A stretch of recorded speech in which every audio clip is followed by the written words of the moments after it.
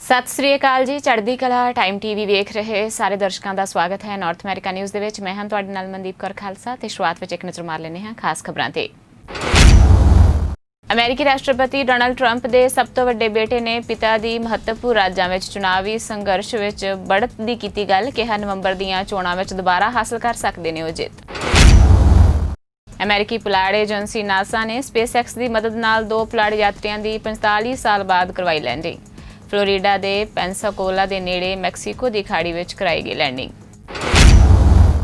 Ontario ਸਰਕਾਰ ਨੇ WE ਨਾਲ ਸਮਝੌਤੇ ਨੂੰ ਖਤਮ ਕਰਨ ਦਾ ਕੀਤਾ ਫੈਸਲਾ। ਸਿੱਖਿਆ ਮੰਤਰਾਲੇ ਨੇ WE ਨਾਲ ਆਪਣੇ ਇਕਰਾਰਨਾਮੇ ਦਾ ਨਵੀਨੀਕਰਨ ਨਾ ਕਰਨ ਅਤੇ ਖਰਚਿਆਂ ਦੀ ਪੜਤਾਲ ਕਰਨ ਦੀ ਵੀ ਕਹੀ ਗੱਲ।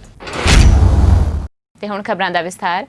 ਅਮਰੀਕੀ ਰਾਸ਼ਟਰਪਤੀ ਡੋਨਾਲਡ ਟਰੰਪ ਦੇ ਸਭ ਤੋਂ ਵੱਡੇ ਬੇਟੇ ਡੋਨਾਲਡ ਟਰੰਪ ਜੂਨੀਅਰ ਨੇ ਕਿਹਾ ਹੈ ਕਿ ਉਹਨਾਂ ਦੇ ਪਿਤਾ ਨੂੰ ਮਹੱਤਵਪੂਰਨ ਰਾਜਾਂ ਵਿੱਚ ਚੁਣਾਵੀ ਸੰਘਰਸ਼ ਵਿੱਚ ਬੜ੍ਹਤ ਹਾਸਲ ਹੈ। ਇਸ ਦੇ ਕਾਰਨ ਨਵੰਬਰ ਵਿੱਚ ਹੋਣ ਵਾਲੀਆਂ ਚੋਣਾਂ ਵਿੱਚ ਉਹ ਦੁਬਾਰਾ ਜਿੱਤ ਹਾਸਲ ਕਰ ਸਕਦੇ ਨੇ। ਉਹਨਾਂ ਨੇ ਓਪੇਡ ਨੂੰ ਰੇਖਾਂਕਿਤ ਕੀਤਾ ਅਤੇ ਜਿਸ ਵਿੱਚ ਇਹ ਦਾਅਵਾ ਕੀਤਾ ਗਿਆ ਹੈ ਕਿ ਇਹਨਾਂ ਰਾਜਾਂ ਦੇ 50% ਭਾਰਤੀ ਅਮਰੀਕੀ ਵੋਟਰ ਵਿਰੋਧੀ ਧਿਰ ਦੀ ਡੈਮੋਕ੍ਰੈਟਿਕ ਪਾਰਟੀ ਤੋਂ ਵੱਖ ਹੋ ਕੇ ਉਹਨਾਂ ਦੇ ਪਿਤਾ ਦੇ ਵੱਲ ਨੂੰ ਰੁਖ ਕਰ ਰਹੇ ਨੇ। ਜ਼ਿਕਰਯੋਗ ਹੈ ਕਿ ਲਗਾਤਾਰ ਦੂਜਾ ਕਾਰਜਕਾਲ ਹਾਸਲ ਕਰਨ ਦੀ ਕੋਸ਼ਿਸ਼ ਕਰ ਰਹੇ 74 ਸਾਲਾ ਟਰੰਪ ਦਾ ਮੁਕਾਬਲਾ ਡੈਮੋਕ੍ਰੈਟਿਕ ਪਾਰਟੀ ਦੇ ਰਾਸ਼ਟਰਪਤੀ ਅਹੁਦੇ ਦੇ ਉਮੀਦਵਾਰ 77 ਸਾਲਾ ਜੋ ਬਿਡੇਨ ਦੇ ਨਾਲ ਹੈ। ਇਸ ਸਾਲ 3 ਨਵੰਬਰ ਨੂੰ ਰਾਸ਼ਟਰਪਤੀ ਚੋਣਾਂ ਦੇ ਲਈ ਵੋਟਿੰਗ ਅਤੇ ਕਈ ਓਪੀਨੀਅਨ ਪੋਲ ਦਿਖਾ ਰਹੇ ਨੇ ਕਿ ਬਿਡੇਨ ਟਰੰਪ ਦੇ ਮੁਕਾਬਲੇ ਕਈ ਅੰਕਾਂ ਵਿੱਚ ਬੜ੍ਹਤ ਬਣਾਏ ਹੋਏ ਹੈ। ਜੂਨੀਅਰ ਟਰੰਪ ਸਾਲ 2020 ਦੀਆਂ ਰਾਸ਼ਟਰਪਤੀ ਚੋਣਾਂ ਵਿੱਚ ਪਿਤਾ ਦੀ ਜਿੱਤ ਯਕੀਨੀ ਕਰਨ ਲਈ ਚੱਲ ਰਹੀ ਪ੍ਰਚਾਰ ਮੁਹਿੰਮ ਦੀ ਅਗਵਾਈ ਕਰ ਰਹੇ ਨੇ। ਉਹਨਾਂ ਨੇ ਸਾਲ 2016 ਦੀਆਂ ਰਾਸ਼ਟਰਪਤੀ ਚੋਣਾਂ ਵਿੱਚ ਭਾਰਤੀ ਅਮਰੀਕੀ ਵੋਟਰਾਂ ਤੱਕ ਪਹੁੰਚਣ ਵਿੱਚ ਮਹੱਤਵਪੂਰਨ ਭੂਮਿਕਾ ਨਿਭਾਈ ਸੀ ਅਤੇ ਕਰੀਬ 3.5 ਸਾਲ ਤੋਂ ਇਸ ਨੂੰ ਉਹ ਜਾਰੀ ਰੱਖੇ ਹੋਏ ਨੇ।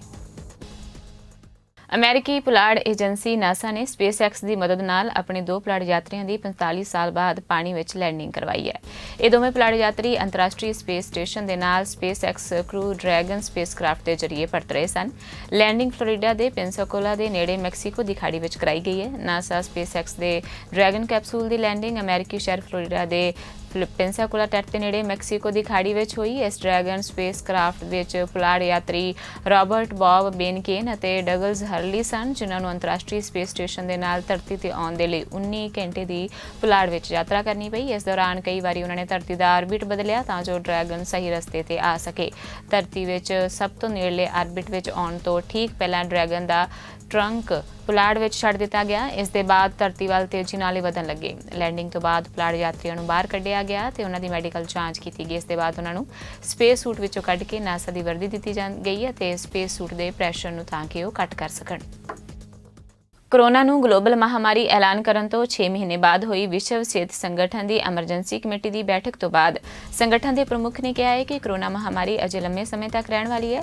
ਸੰਗਠਨ ਨੇ ਇਸ ਸਾਲ ਦੀ 30 ਜਨਵਰੀ ਨੂੰ ਕੋਰੋਨਾ ਨੂੰ ਗਲੋਬਲ ਮਹਾਮਾਰੀ ਐਲਾਨ ਦਿੱਤਾ ਸੀ। ਇਸ ਤੋਂ ਬਾਅਦ ਇਸ ਨੂੰ ਲੈ ਕੇ ਜੋ ਹਾਲਾਤ ਬਣੇ ਉਸ ਦੇ ਆਕਲਨ ਦੇ ਲਈ ਸੰਗਠਨ ਦੀ ਐਮਰਜੈਂਸੀ ਕਮੇਟੀ ਦੀ ਬੈਠਕ ਵਿੱਚ ਕਮੇਟੀ ਦਾ ਮੰਨਣਾ ਸੀ ਕਿ ਇਸ ਵਾਇਰਸ ਦੇ ਕਾਰਨ ਗਲੋਬਲ ਮਹਾਮਾਰੀ ਦੀ ਸਥਿਤੀ ਅਜੇ ਵੀ ਬਣੀ ਹੋਈ ਹੈ। ਸੰਗਠਨ ਦੇ ਪ੍ਰਮੁੱਖ ਨੇ ਕਿਹਾ ਹੈ ਕਿ ਕਈ ਦੇਸ਼ਾਂ ਨੂੰ ਲੱਗ ਰਿਹਾ ਹੈ ਕਿ ਕੋਰੋਨਾ ਦਾ ਬੁਰਾ ਦੌਰ ਆ ਕੇ ਜਾ ਚੁੱਕਾ ਹੈ, ਪਰ ਲਾਗ ਦੀ ਦੂਜੀ ਲਹਿਰ ਉੱਥੇ ਵੇਖਣ ਨੂੰ ਮਿਲ ਰਹੀ ਹੈ। ਸ਼ੁਰੂਆਤੀ ਹਫ਼ਤੇ ਵਿੱਚ ਜਿੱਥੇ ਲਾਗ ਦੇ ਮਾਮਲੇ ਘੱਟ ਸਨ, ਉੱਥੇ ਹੁਣ ਲਾਗ ਦੇ ਮਾਮਲੇ ਤੇਜ਼ੀ ਨਾਲ ਵਧ ਰਹੇ ਨੇ।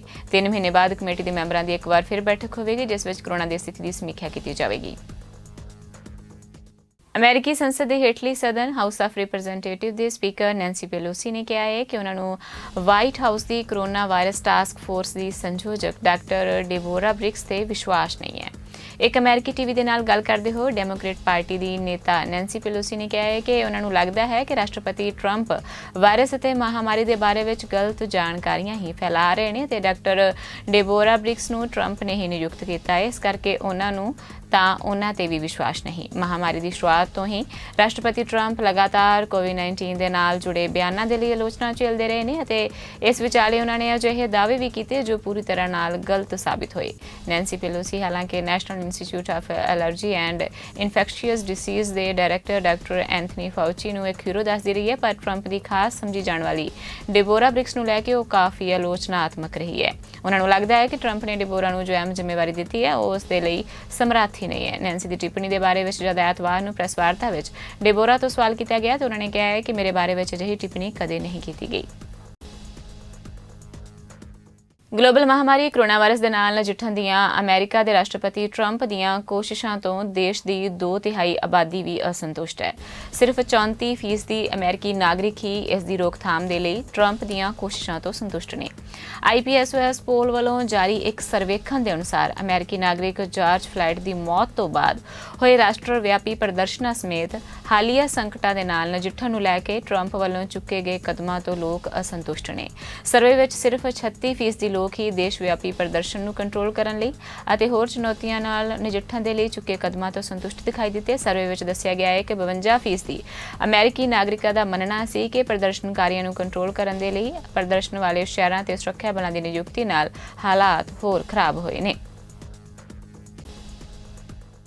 ਕੈਨੇਡਾ ਦੇ ਪ੍ਰਧਾਨ ਮੰਤਰੀ ਜਸਟਿਨ ਟਰੂਡੋ ਨੇ ਲੋਕਾਂ ਨੂੰ ਸੰਬੋਧਨ ਕਰਦੇ ਹੋਏ ਕੈਨੇਡਾ ਦੇ ਭਵਿੱਖ ਅਤੇ ਅਰਥ ਵਿਵਸਥਾ ਬਾਰੇ ਗੱਲਬਾਤ ਕੀਤੀ। ਨਾਲ ਹੀ ਕੈਨੇਡਾ ਵਾਸੀਆਂ ਅਤੇ ਕਾਮਿਆਂ ਨੂੰ ਇਹਤਿਆਤ ਵਰਤਣ ਦੀ ਵੀ ਉਹਨਾਂ ਅਪੀਲ ਕੀਤੀ। ਕੋਰੋਨਾ ਵਾਇਰਸ ਦੇ ਫੈਲਾਅ ਬਾਰੇ ਵੀ ਜਾਣਕਾਰੀ ਦਿੱਤੀ ਤੇ ਕੋਵਿਡ ਅਲਰਟ ਐਪ ਬਾਰੇ ਵੀ ਵਿਸਥਾਰਪੂਰਵਕ ਦੱਸਿਆ। I want to talk about where we are on a number of important items: the spread of the virus and new tools to address it, support for farm workers and small businesses, and finally, the future of the Canada Emergency Response Benefit. Let me start with the spread of the virus. In just the past week, we've seen COVID-19 cases rising in many communities. Frankly, it's a reminder that we can't let down our guard. So please, keep doing your part and follow the recommendations of public health officials like those who are working incredibly hard here at PHAC. Because that's how you'll keep yourself and others safe. And to all the women and men working here at the Public Health Agency and in teams right across the country, thank you for your outstanding service. Since March, Canadians have been working around the clock to keep each other safe. And together, we've come up with innovative solutions to meet an unprecedented challenge. A few weeks ago, I announced that our government was working with the Government of Ontario, BlackBerry, and Shopify volunteers on a new app to help slow the spread of this virus. As of this morning, the COVID Alert app is ready to download through the App Store on your phone. Right now, it's connected to the Ontario health system, but we know other provinces will be joining in soon. So people across the country can and should download it today. This is another tool to protect your health. Here's how it works. The app will let you know if you've been in contact with someone who has the app and has tested positive for COVID-19. If that's the case, it will then encourage you to call your provincial health services for guidance on what to do. I want to be clear, this app isn't mandatory. It's completely voluntary to download and to use. And it doesn't collect your name, your address, your geolocation, or any other personal information. I've downloaded the app this morning, and I encourage you to do the same. The more people use it, the better it can trace and therefore slow the spread of the virus. In fact, health experts say that if enough people sign up, this app can help prevent future outbreaks of COVID-19 in Canada. I know that Premier Ford will have more to say about this Made in Ontario system, but I want to thank him for his partnership in getting this program up and running. We're working hard with our Atlantic provincial partners to integrate their health systems into the app next, and at the same time we're in discussion with other provinces, and we expect that they'll be coming on board soon as well. This morning, I can announce that our government is investing almost $59 million to protect the health and safety of migrant workers on Canadian farms. This will fund more farm inspections, provide emergency relief when needed, and improve the overall living conditions on farms. We also know that help is needed right now in many locations. Currently, thanks to the $100 million investment we announced in May, the Red Cross is helping the most at-risk workers in the Windsor-Essex region in particular. Ministers Qualtrough, Bibeau, and Mendicino are also looking at ways to improve the temporary foreign worker program as a whole. This includes measures like developing mandatory requirements for better living conditions for workers so that we can continue to support and protect the people who keep food on our plates. Canada ਦੀ ਸੰਘੀ ਸਰਕਾਰ ਵੱਲੋਂ $900 million ਦੇ ਵਿਦਿਆਰਥੀ grant programme ਨੂੰ ਚਲਾਉਣ ਦੇ ਲਈ WE charity ਨੂੰ ਚੁਣੇ ਜਾਣ ਤੋਂ ਪਿੱਛੋਂ ਛਿੜਿਆ ਵਿਵਾਦ ਰੁਕਣ ਦਾ ਨਾਂ ਨਹੀਂ ਲੈ ਰਿਹਾ। ਇਸ ਦੇ ਨਾਲ ਨੇੜਲੇ ਸਬੰਧਾਂ ਦੇ ਕਾਰਨ ਜਿੱਥੇ ਪ੍ਰਧਾਨ ਮੰਤਰੀ ਜਸਟਿਨ ਟਰੂਡੋ ਅਤੇ ਉਹਨਾਂ ਦਾ ਪਰਿਵਾਰ ਵਿਰੋਧੀ ਧਿਰਾਂ ਦੇ ਨਿਸ਼ਾਨੇ ਤੇ ਹੈ, ਉੱਥੇ ਹੀ ਇਸੇ ਵਿਚਕਾਰ ਓਨਟਾਰੀਓ ਸਰਕਾਰ ਨੇ WE ਨਾਲ ਸਮਝੌਤੇ ਨੂੰ ਖਤਮ ਕਰਨ ਦਾ ਫੈਸਲਾ ਕੀਤਾ ਹੈ। ਓਨਟਾਰੀਓ ਦੇ ਸਿੱਖਿਆ ਮੰਤਰਾਲੇ ਦਾ ਕਹਿਣਾ ਹੈ ਕਿ ਉਸ ਨੂੰ WE ਨਾਲ ਆਪਣੇ ਇਕਰਾਰਨਾਮੇ ਦਾ ਨਵੀਨੀਕਰਨ ਨਾ ਕਰਨ ਅਤੇ ਸੰਗਠਨ ਤੇ ਖਰਚਿਆਂ ਦੀ ਪੜਤਾਲ ਕਰਨ ਲਈ ਕਿਹਾ ਗਿਆ ਹੈ। WE ਕੈਨੇਡਾ ਦੀ ਇੱਕ ਗੈਰ ਮੁਨਾਫਾ ਇਕਾਈ ਹੈ ਜੋ ਕਿ ਕੈਨੇਡਾ ਤੇ ਅੰਤਰਰਾਸ਼ਟਰੀ ਪੱਧਰ ਤੇ ਵਿਦਿਅਕ ਅਤੇ ਸਮਾਜਿਕ ਨਿਆਂ ਪ੍ਰੋਗਰਾਮਾਂ ਨੂੰ ਸੰਚਾਲਨ ਕਰਦੀ ਹੈ।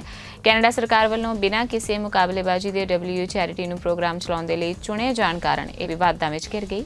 ਫਿਲਹਾਲ ਇਸ ਦੀ ਜਾਂਚ ਚੱਲ ਰਹੀ ਹੈ। ਓਨਟਾਰੀਓ ਦੇ ਪ੍ਰੀਮੀਅਰ ਡਗ ਫੋਰਡ ਨੇ ਰੀਓਪਨਿੰਗ, ਟੈਸਟਿੰਗ ਅਤੇ ਟ੍ਰੇਸਿੰਗ ਬਾਰੇ ਜਾਣਕਾਰੀ ਦਿੰਦੇ ਹੋਏ ਦੱਸਿਆ ਹੈ ਕਿ ਟੈਸਟਿੰਗ ਅਤੇ ਟ੍ਰੇਸਿੰਗ ਦੇ ਲਈ ਉਹ ਬਿਹਤਰ ਤਕਨੀਕਾਂ ਦੀ ਵਰਤੋਂ ਕਰ ਰਹੇ ਨੇ।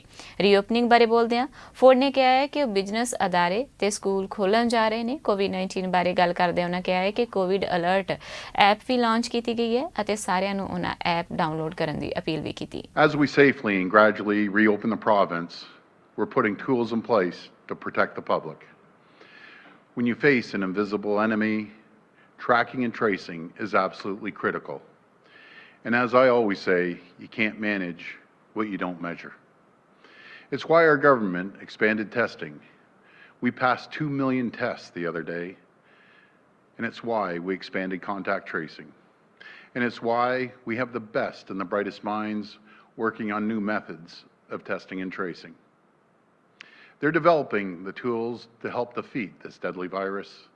And as more businesses open, as we open our schools, those tools will be more important than ever. And today, I'm proud to support the launch of the new COVID Alert app. If you haven't already, please download it now from the App Store for free. This is an app made in Ontario by the best and brightest minds at Shopify who volunteered their time and expertise. And I want to thank the folks at Shopify and the Ontario Digital Service. You all are absolute champions. This is an app that puts your privacy first. In fact, it was developed in consultation with the Privacy Commissioners of Canada and Ontario to ensure the highest level of privacy. It's also very easy to use. Once you download it, you don't need to do anything else. It will run in the background. The app will send you an alert if you may have been in contact with someone who has tested positive for COVID-19. It will not collect any of your personal information, location data, or health information. And the more people who download the app, the more effective it will be. So please, everyone, please download the app and help do your part. This is going to be a huge help as more regions in Ontario enter stage 3 today. And that's why we've also put in place some additional public health measures to protect patrons and staff at restaurants and bars. These include requiring customers to be seated at all times and keeping customer logs. My friends, these tools and measures are absolutely critical to ensuring our province reopens safely. And ahead of this long weekend, it's important for folks to download COVID Alert and please keep following the public health advice. Because, my friends, we've seen what happened if we don't listen to the advice. A month ago, our neighbors in the US were heading into the July 4th long weekend. The numbers were down, schools were set to open in 4 to 6 weeks. Bars and restaurants were reopening. That long weekend, people went to parties, beaches, and gatherings, acting like COVID-19 was over. You just have to look at what happened since then to know how devastating it has been. Some regions. Indian Overseas Congress Canada ਦੇ ਪ੍ਰਧਾਨ ਅਮਰਪ੍ਰੀਤ ਸਿੰਘ ਔਲਖ ਨੂੰ ਪੰਜਾਬ ਸਰਕਾਰ ਨੇ NRI ਮਾਮਲਿਆਂ ਦੇ ਸੰਬੰਧਿਤ ਵਿਭਾਗ ਦੁਆਰਾ ਕੈਨੇਡਾ ਲਈ ਕੋਆਰਡੀਨੇਟਰ ਨਿਯੁਕਤ ਕੀਤਾ ਹੈ। ਔਲਖ ਪੰਜਾਬ ਵਿੱਚ ਕੈਪਟਨ ਅਮਰਿੰਦਰ ਸਿੰਘ ਸਰਕਾਰ ਦੀ ਨੀਤੀਆਂ ਦਾ ਕੈਨੇਡਾ ਵਿੱਚ ਪ੍ਰਚਾਰ ਕਰਨ ਅਤੇ ਇੱਥੇ ਵਸਦੇ NRIs ਦੀਆਂ ਮੁਸ਼ਕਲਾਂ ਦਾ ਹੱਲ ਕਰਨ ਦੇ ਲਈ ਕੋਆਰਡੀਨੇਟ ਕਰਨਗੇ। इस मौके पर औलख द्वारा CM captain Amarinder Singh, NRI मामलों के मंत्री गुरमीत सिंह सोढी, श्री अनंदपुर साहिब तो MP ते साबका सूचना प्रसारण मंत्री मनीष तिवाड़ी ते large industrial development board Punjab के चेयरमैन पवन दीवान का धन्यवाद किया गया। ਲੁਧਿਆਣਾ ਦੇ ਵਿਕਾਸ ਨਗਰ ਨਾਲ ਸੰਬੰਧਿਤ ਕੈਨੇਡਾ ਵਿੱਚ ਬਿਜ਼ਨਸਮੈਨ ਔਲਖ ਨੇ ਕਿਹਾ ਹੈ ਕਿ ਕੈਨੇਡਾ ਦਾ NRI ਕੈਪਟਨ ਸਰਕਾਰ ਦੇ ਕੰਮਾਂ ਤੋਂ ਖੁਸ਼ ਹੈ ਤੇ ਭਰੋਸਾ ਵੀ ਦਿਵਾਉਂਦੇ ਨੇ ਕਿ ਇਸ ਜ਼ਿੰਮੇਵਾਰੀ ਨੂੰ ਤਨਦੇਹੀ ਦੇ ਨਾਲ ਨਿਭਾਉਣਗੇ। ਪਟਿਆਲਾ ਜ਼ਿਲ੍ਹੇ ਦੇ ਕਸਬਾ ਸ਼ੁਤਰਾਣਾ ਦੇ ਪੰਜਾਬੀ ਨੌਜਵਾਨ ਦੀ ਕੈਨੇਡਾ ਵਿੱਚ ਭੇਤ ਭਰੇ ਹਾਲਾਤਾਂ ਵਿੱਚ ਮੌਤ ਹੋਣ ਦੀ ਖਬਰ ਹੈ। ਮ੍ਰਿਤਕ ਨੌਜਵਾਨ ਦੀ ਪਹਿਚਾਣ ਹਰਮਿੰਦਰ ਸਿੰਘ ਵਜੋਂ ਹੋਈ ਹੈ। ਮ੍ਰਿਤਕ ਨੌਜਵਾਨ 2017 ਵਿੱਚ ਕੰਪਿਊਟਰ ਦੀ ਪੜ੍ਹਾਈ ਕਰਨ ਲਈ ਕੈਨੇਡਾ ਗਿਆ ਸੀ ਤੇ ਪੜ੍ਹਾਈ ਪੂਰੀ ਹੋਣ ਤੋਂ ਬਾਅਦ ਉਸ ਵੱਲੋਂ PR ਅਪਲਾਈ ਕੀਤੀ ਹੋਈ ਸੀ। ਘਟਨਾ ਦਾ ਪਤਾ ਪਰਿਵਾਰਕ ਮੈਂਬਰਾਂ ਨੂੰ ਉਸ ਵੇਲੇ ਲੱਗਾ ਜਦੋਂ ਕੈਨੇਡਾ ਤੋਂ ਪੁਲਿਸ ਮੁਲਾਜ਼ਮ ਨੇ ਇਸ ਸੰਬੰਧੀ ਜਾਣਕਾਰੀ ਦਿੱਤੀ। ਪਰਿਵਾਰਕ ਮੈਂਬਰਾਂ ਨੇ ਵਿਦੇਸ਼ ਮੰਤਰਾਲੇ ਤੋਂ ਨੌਜਵਾਨ ਦੀ ਲਾਸ਼ ਨੂੰ ਭਾਰਤ ਲਿਆਂਦੇ ਜਾਣ ਦਾ ਪ੍ਰਬੰਧ ਕਰਨ ਦੀ ਮੰਗ ਕੀਤੀ ਹੈ। ਮ੍ਰਿਤਕ ਦੇ ਪਿਤਾ ਨੇ ਦੱਸਿਆ ਕਿ ਉਹਨਾਂ ਦਾ ਲੜਕਾ 2017 ਵਿੱਚ ਕੰਪਿਊਟਰ ਦੀ ਪੜ੍ਹਾਈ ਕਰਨ ਲਈ ਕੈਨੇਡਾ ਗਿਆ ਸੀ ਤੇ ਉਸਨੇ ਹੁਣ PR ਵੀ ਅਪਲਾਈ ਕੀਤੀ ਹੋਈ ਸੀ। ਉਸ ਦਾ ਪਰਿਵਾਰ ਕੋਲੋਂ ਰੋਜ਼ਾਨਾ ਦੀ ਤਰ੍ਹਾਂ ਲਗਭਗ ਫੋਨ ਆਉਂਦਾ ਸੀ ਤੇ ਆਪਣੇ 2 ਦੋਸਤਾਂ ਦੇ ਨਾਲ ਉਹ ਪੂਰੀ ਤਰ੍ਹਾਂ ਖੁਸ਼ ਵੀ ਸੀ। ਪਰ ਉਸ ਵੇਲੇ ਪਰਿਵਾਰ ਤੇ ਦੁੱਖਾਂ ਦਾ ਪਹਾੜ ਟੁੱਟਿਆ ਜਦੋਂ ਕੈਨੇਡਾ ਤੋਂ ਇੱਕ ਪੁਲਿਸ ਮੁਲਾਜ਼ਮ ਦਾ ਫੋਨ ਆਇਆ ਕਿ ਉਹਨਾਂ ਦੇ ਲੜਕੇ ਨੇ ਆਤਮ ਹੱਤਿਆ ਕਰ ਲਈ ਹੈ। ਪਰ ਪਰਿਵਾਰ ਨੂੰ ਵਿਸ਼ਵਾਸ ਨਹੀਂ ਹੋ ਰਿਹਾ। ਜਿਸ ਤੇ ਉਸਨੇ ਲੜਕੇ ਦੇ ਦੋਸਤਾਂ ਨੂੰ ਵੀ ਪੁੱਛਿਆ ਤਾਂ ਪਤਾ ਲੱਗਿਆ ਕਿ ਉਸ ਦੀ ਮੌਤ ਹੋ ਚੁੱਕੀ ਹੈ। ਪਰਿਵਾਰ ਨੇ ਘਟਨਾ ਦੀ ਜਾਂਚ ਦੀ ਵੀ ਮੰਗ ਕੀਤੀ ਹੈ ਤੇ ਮ੍ਰਿਤਕ ਦੀ ਲਾਸ਼ ਨੂੰ ਭਾਰਤ ਲਿਆਉਣ ਦੀ ਵੀ ਵਿਦੇਸ਼ ਮੰਤਰਾਲੇ ਕੋਲ ਮੰਗ ਉਠਾਈ ਹੈ। ਅਮਰੀਕਾ ਵਿੱਚ ਫੇਸ ਟ੍ਰਾਂਸਪਲਾਂਟ ਕਰਾਉਣ ਵਾਲੀ ਪਹਿਲੀ ਔਰਤ 57 ਸਾਲਾ ਕੌਨੀ ਕਿਊਲਿਪ ਦਾ ਦੇਹਾਂਤ ਹੋ ਗਿਆ ਹੈ। ਸਾਲ 2004 ਦੇ ਸਤੰਬਰ ਮਹੀਨੇ ਵਿੱਚ ਓਹੀਓ ਵਿੱਚ ਪਤੀ ਨੇ ਕੋਨੀ ਦੇ ਚਿਹਰੇ ਤੇ ਗੋਲੀਬਾਰੀ ਕੀਤੀ ਸੀ, ਜਿਸ ਦੇ ਬਾਅਦ ਉਸ ਦੀ ਜਾਨ ਤਾਂ ਬਚ ਗਈ ਪਰ ਚਿਹਰਾ ਪੂਰੀ ਤਰ੍ਹਾਂ ਨਾਲ ਨੁਕਸਾਨਿਆ ਗਿਆ। ਬਾਅਦ ਵਿੱਚ 2008 ਵਿੱਚ ਟ੍ਰਾਂਸਪਲਾਂਟੇਸ਼ਨ ਦੇ ਜ਼ਰੀਏ ਉਸ ਦਾ ਪੂਰਾ ਚਿਹਰਾ ਬਦਲਿਆ ਗਿਆ। ਇਸ ਦੇ ਲਈ ਪੂਰੇ 22 ਘੰਟੇ ਤੱਕ ਸਰਜਨ ਜੁਟੇ ਰਹੇ। 77 ਸਕੁਆਇਰ ਇੰਚ ਦੇ ਟਿਸ਼ੂ ਦੀ ਵਰਤੋਂ ਕਰਕੇ ਪੂਰੀ ਪ੍ਰਕਿਰਿਆ ਨੂੰ ਸਫਲ ਬਣਾਇਆ ਗਿਆ। ਕੋਨੀ ਦੇ 2 ਫਰਾਂਸ ਵਿੱਚ ਅਤੇ ਇੱਕ ਚੀਨ ਵਿੱਚ 3 ਫੇਸ ਟ੍ਰਾਂਸਪਲਾਂਟ ਕੀਤੇ ਜਾ ਚੁੱਕੇ ਸਨ। ਉਸ ਸਮੇਂ ਕੋਨੀ ਅੰਤਰਰਾਸ਼ਟਰੀ ਸੁਰਖੀਆਂ ਵਿੱਚ ਆਈ ਸੀ ਕਿਉਂਕਿ ਅਮਰੀਕਾ ਵਿੱਚ ਫੇਸ ਟ੍ਰਾਂਸਪਲਾਂਟ ਕਰਾਉਣ ਵਾਲੀ ਪਹਿਲੀ ਸ਼ਖਸ ਸੀ। ਸਾਲ 2009 ਵਿੱਚ ਗੁੱਡ ਮਾਰਨਿੰਗ ਅਮਰੀਕਾ ਨੂੰ ਕੋਨੀ ਨੇ ਕਿਹਾ ਸੀ ਕਿ ਉਸਨੇ ਆਪਣੇ ਪਤੀ ਨੂੰ ਮੁਆਫ ਕਰ ਦਿੱਤਾ ਹੈ। 2 ਬੱਚਿਆਂ ਦੀ ਮਾਂ ਕੋਨੀ ਅੰਸ਼ਕ ਤੌਰ ਤੇ ਅੰਨ੍ਹੀ ਹੋ ਗਈ ਸੀ। ਉਹ ਸੁੰਘਣ ਅਤੇ ਬੋਲਣ ਵਿੱਚ ਵੀ ਅਸਮਰੱਥ ਸੀ ਅਤੇ ਉਸ ਨੂੰ ਸਾਹ ਲੈਣ ਦੇ ਲਈ ਆਪਣੀ ਗਰਦਨ ਵਿੱਚ ਸਰਜੀਕਲ ਓਪਨਿੰਗ ਤੇ ਰਹਿਣਾ ਪਿਆ। ਅੱਜ ਦੀਆਂ ਨਾਰਥ ਅਮਰੀਕਾ ਨਿਊਜ਼ ਵਿੱਚ ਬਸ ਇੰਨਾ ਹੀ। ਹੁਣ ਤੁਸੀਂ ਮੈਨੂੰ ਮਨਦੀਪ ਕੌਰ ਖਾਲਸਾ ਨੂੰ ਦੇ ਆ ਗਿਆ। ਧੰਨਵਾਦ ਜੀ।